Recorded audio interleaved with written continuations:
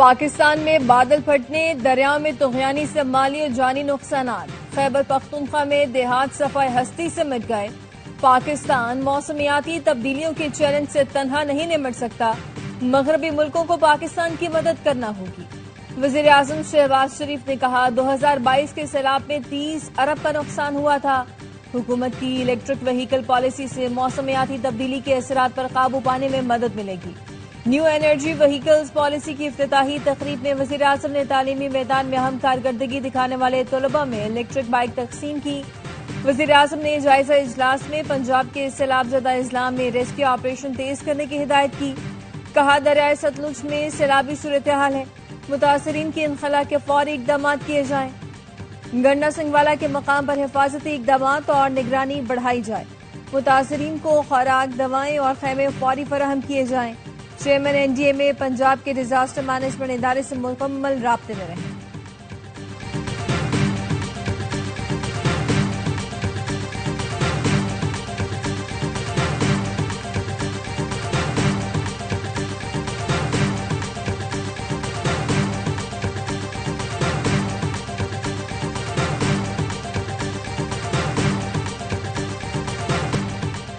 بھارت کی آبی جارحیت، پاکستان میں سیلاب سے تباہی، دریائے ستلج اور راوی کی سطح میں اضافے نے اطراف کی آبادیاں ڈبو دی۔ قصور کے دیہات زیر آب، گاؤں والے بے سر و سامانی کے عالم میں ہجرت کرنے پر مجبور۔ دکھیاری ماں نے بتایا 2 بیٹیوں کا جہیز پانی کی نظر ہو گیا، 1 کلو آٹا بھی ساتھ لانے کا موقع نہ ملا۔ پاک پتن میں دریائے ستلج کے ریلے نے درجنوں بستیاں اجاڑ دی۔ پسرور کے نارا ڈیک میں تاریخ کا بلند ترین سیلاب، درجنوں دیہات زیر آب، ہزاروں ایکڑ پر دھان کی فصل تباہ ہو گئی۔ منہ زور پانی، پل بھی بہا لے گیا۔ عارف والا کے مقام پر دریائی بیلٹ سے ملحقہ درجنوں آبادیاں پانی کی لپیٹ میں۔ دریائے راوی میں آئندہ 48 گھنٹے میں اونچے درجے کے سیلاب کا خطرہ۔ لاہور کی ضلعی انتظامیہ نے ہائی الرٹ جاری کر دیا۔ نشیبی علاقوں کی آبادی کو فوری محفوظ مقامات پر منتقل ہونے کی ہدایت۔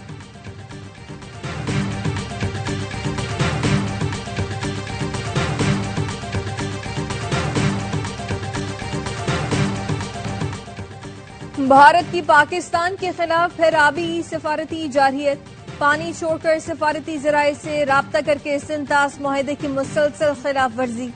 ذرائع کا کہنا ہے گزشتہ 36 گھنٹے میں بھارت مختلف جگہوں پر پانی کے اخراج کے حوالے سے 3 مرتبہ رابطے کر چکا۔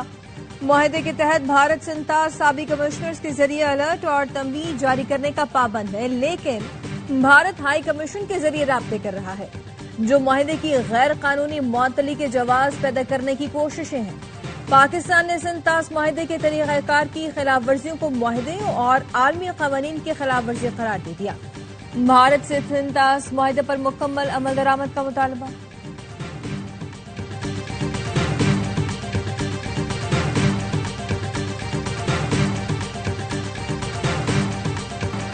افغانستان سے دراندازی کرنے والے فتنہ خوارج کے 47 دہشت گرد جہنم واسے۔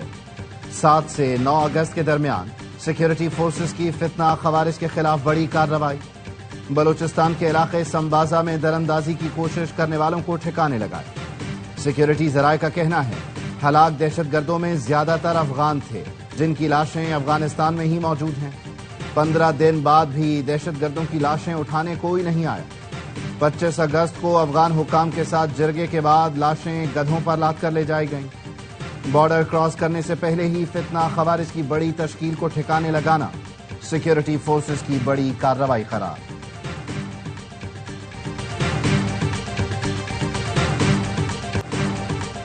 دیر بالا کے مختلف علاقوں میں 3 دن سے جاری آپریشن میں مقامی کمانڈر ساجد اللہ سمیت 9 دہشت گرد ہلاک، 5 کی لاشیں مل گئیں۔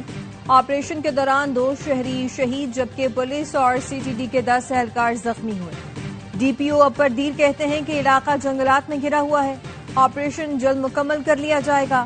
وزیر اعظم اور وفاقی وزیر داخلہ کی لوئر دیر میں کامیاب آپریشن پر سی ٹی ڈی کو شاباش، 2 شہریوں کی شہادت پر اظہار افسوس۔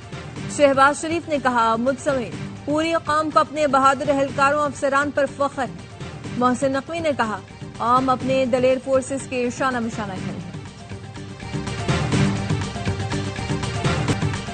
علیمہ خانم نے پی ٹی آئی قیادت کو بانی کے احکامات سنا دیے۔ بانی نے پارٹی کو قائمہ کمیٹیوں سے نکلنے کا کہہ دیا۔ ضمنی الیکشن میں حصہ لینے یا نہ لینے کا فیصلہ بانی کریں گے۔ علیمہ خانم کی بھائی سے ملاقات کے بعد گفتگو، کہا بہنوں کی 4 ماہ بعد بانی سے ملاقات کرائی گئی۔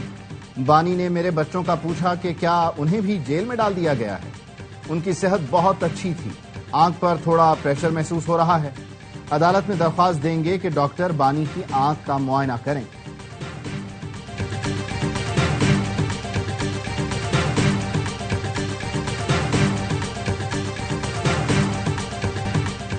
جیل میں بانی کی سہولتیں بحال ہو گئیں۔ بانی سے 3 ماہ بعد ملاقات ہوئی، بہت اچھا لگا۔ ملاقاتیں جاری رہنی چاہیے۔ چیئرمین پی ٹی آئی نے ملاقات کے بعد بتایا، سلمان اکرم راجہ کے استعفے پر کہا کہ وہ زبانی تھا، منظور یا مسترد ہونے کا موقع نہیں آیا۔ سلمان اکرم راجہ نے بتایا بانی نے ان کا سیکرٹری جنرل کے عہدے سے استعفی منظور نہیں کیا۔ ضمنی الیکشن میں حصہ لینے یا نہ لینے سے متعلق فیصلہ آج سیاسی کمیٹی کے اجلاس میں ہوگا۔ سیاسی کمیٹی کا اجلاس کچھ دیر بعد ہوگا۔ آن لائن اجلاس میں ضمن انتخابات سمیت دیگر امور پر بات چیت ہوگی۔ سلمان اکرم راجہ کی بطور سیکرٹری جنرل خدمات جاری رکھنے سے متعلق مشاورت۔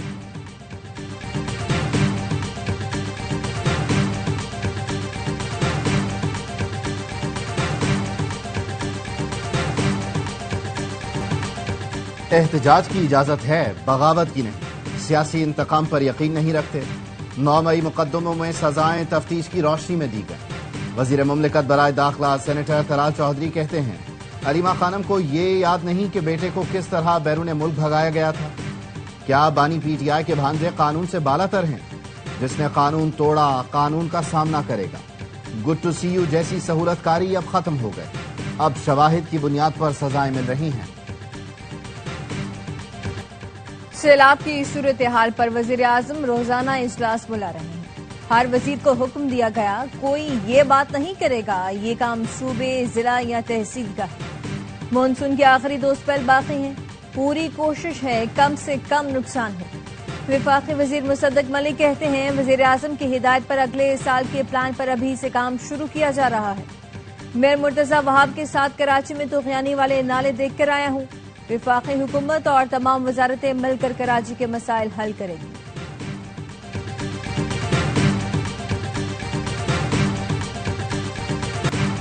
آئندہ 2 روز میں چناب، ستلج اور راوی میں سیلابی صورتحال کا خطرہ ہے۔ چیئرمین این ڈی ایم اے کی بریفنگ، کہا چناب، راوی اور ستلج میں طغیانی پر توجہ مرکوز کر رکھی ہے۔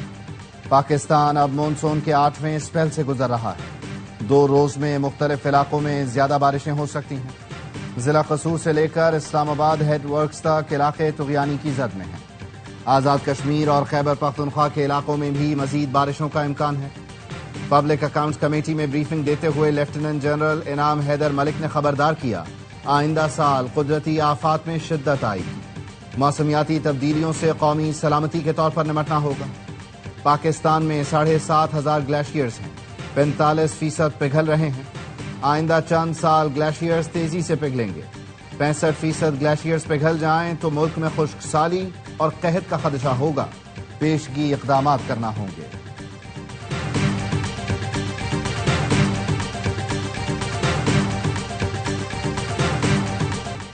گلگت بلتستان کے سیلاب سے متاثرہ علاقوں میں ریلیف آپریشن جاری۔ کمشنر کمال خان کا کہنا ہے کہ اسکردو میں پاک فوج ریسکیو اینڈ ریلیف آپریشن میں بھرپور مدد کر رہی ہے۔ پاک فوج نے ہیلی کاپٹرز کے ذریعے متاثرین کو محفوظ مقامات پر منتقل کیا۔ 6,000 کلو سے زائد راشن تقسیم کیا گیا۔ پاک فوج متاثرہ علاقوں میں میڈیکل کیمپس قائم کر کے علاج کی سہولت اور مفت ادویات کی فراہمی کو یقینی بنا رہی ہے۔ پاک فوج کے جوان خیبر پختونخوا کے سیلاب متاثرہ علاقوں میں بھی عوام کے شانہ بشانہ مصروف عمل ہیں۔ بالاکوٹ میں پاک فوج کی جانب سے امدادی سرگرمیاں جاری ہیں۔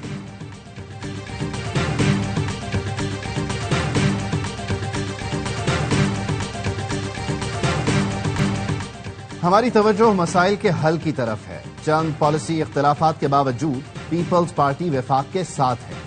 چیئرمین پیپلز پارٹی بلاول بھٹو زرداری کا نوڈیرو پیپلز اسپورٹس اسٹیڈیم میں خطاب، کہا سندھ میں 20 لاکھ گھروں پر مشتمل اسکیم بڑی مشکل سے شروع کی تھی، جس میں کامیابی ملی ہے اور عوام اس سے خوش ہیں۔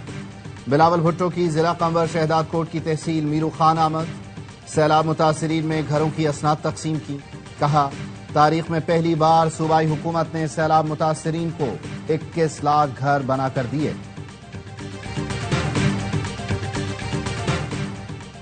وزیراعظم شہباز شریف سے air chief marshal Zaheer Ahmed Babar Sidhu کی ملاقات۔ وزیراعظم نے دفاع وطن کے لیے پاک فضائیہ کے کردار کو خراج تحسین پیش کیا۔ وزیراعظم کا کہنا تھا پاک فضائیہ کے شاہین وطن عزیز کی حفاظت کے لیے سیسا پلائی دیوار ہے۔ مارکہ حق کے دوران پاک فضائیہ کے شاہینوں نے دشمن کے جہاز گرا کر کاری ضرب لگائی۔ پاک بھارت سمیت 7 جنگیں رکوائیں، صدر ٹرمپ کا دعویٰ۔ وائٹ ہاؤس میں صحافیوں سے گفتگو میں امریکی صدر کا کہنا تھا پاکستان اور بھارت میں جوہری جنگ بھی ہو سکتی تھی، میں نے مداخلت کر کے جنگ رکوائی، صاف کہا جنگ کریں گے تو تجارت نہیں ہوگی۔ بھارت پر کل سے 50% امریکی ٹیرف کا آغاز، اسٹاک مارکیٹوں میں بھونچال، ممبئی اسٹاک 892 پوائنٹس گر کر 80,750 پوائنٹس پر آ گیا، نفٹی 50 میں بھی 0.7% کمی ہوئی، 24,770 پوائنٹس تک گر گیا۔ بھارتی سرمایہ کاروں کے اربوں ڈوب گئے، ڈالر کے مقابلے میں بھارتی روپیہ بھی گرنا شروع ہو گیا، جی ڈی پی بھی گرنے کا امکان ہے۔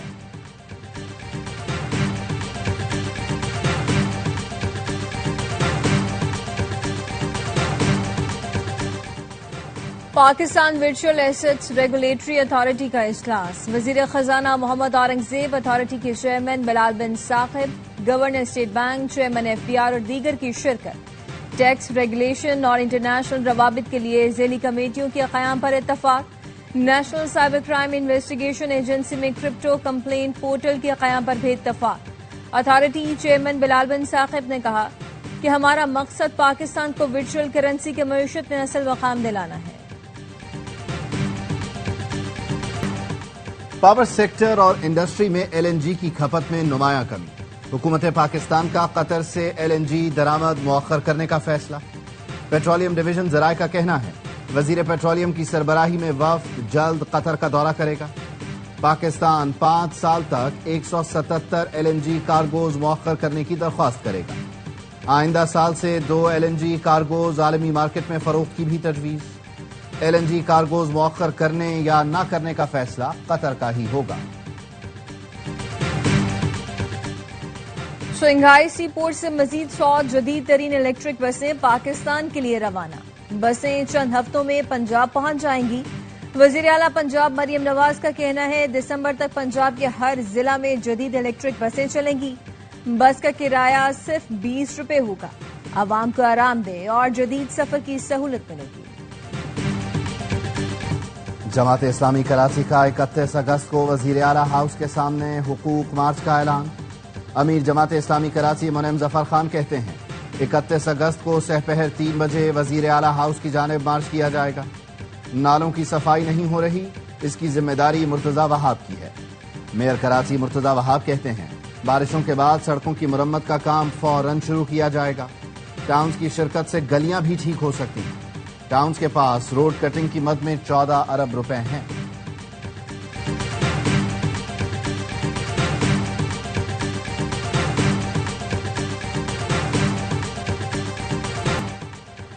کراچی کے کریم آباد انڈر پاس کا کام 2 سال سے گزرنے کے باوجود بھی مکمل نہ ہو سکا۔ حالیہ بارش سے زیر تعمیر انڈر پاس میں پانی جمع ہو گیا، انفراسٹرکچر متاثر ہونے کا خدشہ۔ کام میں تاخیر سے قریبی دکانداروں اور شہریوں کو شدید مشکلات۔ کراچی میں کورنگی روڈ پر تیز رفتار ٹرک کی موٹر سائیکل اور رکشے کو روندنے کی سی سی ٹی وی سامنے آ گئی۔ تیز رفتار ٹرک ڈرائیور نے پہلے موٹر سائیکل اور پھر رکشے کو ٹکر ماری۔ ٹرک کی ٹکر سے موٹر سائیکل سوار جاں بحق اور خاتون زخمی ہوئی تھی۔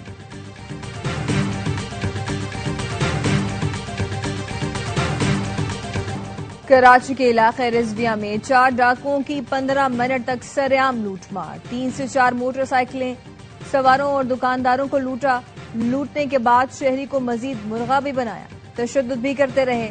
ڈاکو نے موبائل فون، نقدی، موٹر سائیکل چھینی اور فرار ہو گئے۔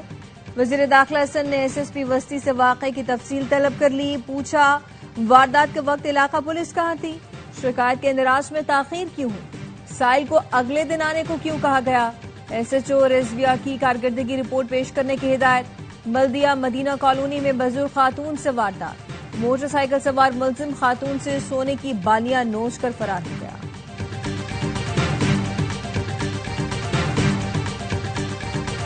کراچی کے علاقے فقیرہ گوٹھ میں خونی تصادم، ہوٹل پر مسلح افراد کا دھاوا، 2 گروپوں کے درمیان فائرنگ سے 3 افراد جان سے گئے۔ حملے میں ہوٹل کا ملازم بھی گولی کا نشانہ بنا۔ مورچہ زن ملزمان کی فائرنگ کی سی سی ٹی وی سامنے آ گئی۔ جھگڑے کے بعد فریقین تھانے پہنچے، جہاں پولیس اسٹیشن کے باہر بھی دونوں گروپوں کے درمیان تصادم ہوا۔ تشدد سے کئی افراد لہو لہان ہو گئے۔ ہوٹل پر فائرنگ کے مرکزی ملزم کی شناخت صوبہ ابڑو کے نام سے ہو گئی۔ ایس ایس پی فاروق رضا کا کہنا ہے ملزم کا تعلق منشیات فروش گروہ سے ہے، گرفتاری کے لیے چھاپے مار رہے ہیں۔ رائمنڈ میں 30 روپے کے تنازع پر 2 بھائیوں کے قتل میں ملوث مرکزی ملزم اویس گرفتار۔ 2 ملزمان پہلے ہی گرفتار ہو چکے۔ پھل فروشوں نے بہیمانہ تشدد کر کے 2 بھائیوں کو قتل کر دیا تھا۔ مقبوضہ کشمیر میں بپھرا چناب، کئی گھر بہا لے گیا۔ 24 گھنٹے میں 190 ملی میٹر بارش سے دریاؤں میں خطرناک طغیانی۔ ڈوڈا پل کو شدید خطرہ، تاوی پل کے قریب سڑک بہنے سے کئی گاڑیاں دھس گئیں۔ ٹریکوٹا نگر میں لینڈ سلائیڈنگ، 5 ہندو یاتری جان سے گئے، 14 زخمی، کئی دیہات سے رابطہ منقطع ہو گیا۔ غزہ میں خوریزی نہ رک سکی، اسرائیلی فورسز نے مزید 75 فلسطینیوں کو شہید کر دیا، 370 سے زیادہ زخمی ہو گئے۔ امدادی مراکز پر حملوں میں 17 افراد لقمہ اجل بنے، 3 افراد بھوک سے دم توڑ گئے۔ فاقوں سے شہید افراد کی تعداد 303 ہو گئی، 117 بچے شامل۔ اسرائیل میں حکومت مخالف مظاہروں میں تیزی آ گئی، تل ابیب اور مقبوضہ بیت المقدس میں ہڑتال، مرکزی شاہراہوں کو ٹائر جلا کر بند کر دیا گیا، ٹریفک کا نظام درہم برہم۔ مظاہرین کا نیتن یاہو کے خلاف سڑکوں پر مارچ، یرغمالیوں کی فوری رہائی اور غزہ جنگ بندی کے خاتمے کا مطالبہ۔ ہمارے پاس مدینہ کی ریاست کی مثال ہے، لیکن ہم نے عمل نہیں کیا۔ گورنر ہاؤس کی کسی تقریب کے پیسے نہیں لیے جاتے۔ گورنر سندھ کامران ٹیسوری کہتے ہیں ہم نے 1 روپیہ بھی عوام کے ٹیکس کا شامل نہیں کیا۔ گورنر ہاؤس میں جشن میلاد النبی کی تقریبات کا آغاز رات 10 بجے ہوگا، 12 ربیع الاول تک پروگرام کا سلسلہ جاری رہے گا۔ روزانہ کی بنیاد پر قرات اور نعت خوانی ہوگی۔ پورے پاکستان سے نعت خواں، قوال اور قراء حضرات کو مدعو کیا گیا ہے۔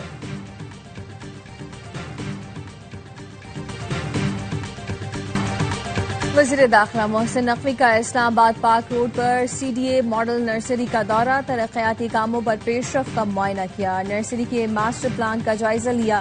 محسن نقوی نے کہا کہ اسلام آباد میں state of the art model nursery بنائی جا رہی ہے۔ نرسری شہریوں کی ہارٹیکلچر ضرورتیں پوری کرنے میں فلاور شاپ اور معاون ثابت ہوگی۔ ٹریننگ انسٹیٹیوٹ بھی بنائیں گے۔ محسن نقوی نے آذربائیجان ٹیم کو بہترین کام کرنے پر شاباش بھی دی۔ دبئی میں قومی ٹیم کا دوسرا پریکٹس میچ، سلمان آغا 11 نے سائم ایوب 11 کو 4 وکٹوں سے ہرایا۔ سائم 11 نے پہلے بیٹنگ کرتے ہوئے 136 رنز بنائے۔ ہدف کے تعاقب میں حسن نواز نے 19 گیندوں پر 42 رنز کی میچ وننگ اننگ کھیلی۔ ابرار احمد نے 3 کھلاڑیوں کو آؤٹ کیا۔